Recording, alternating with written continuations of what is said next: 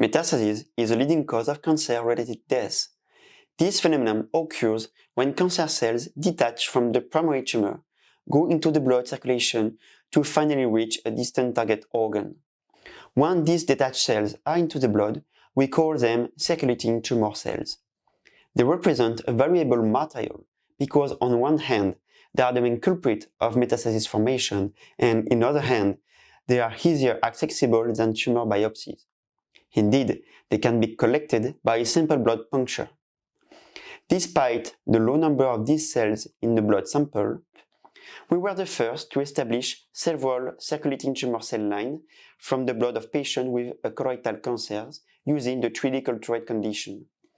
This cell line can be used as any commercial cell line for routine experiment, for example for gene editing, drug screening, to decipher the expression of a protein of interest, but also for in vivo experiment to test the tumor initiation capacity and their metastatic potential.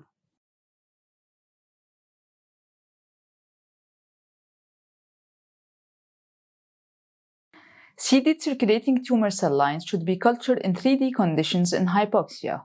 Once CTCs have formed spheres, recuperate the medium and centrifuge it for 5 minutes at 300 RCF. Discard the supernatant and add 500 microliter of Vacuumax. Resuspend well and incubate the solution 20 minutes at 37 degrees. Then, wash dissociated spheres with PBS and pellet the cells.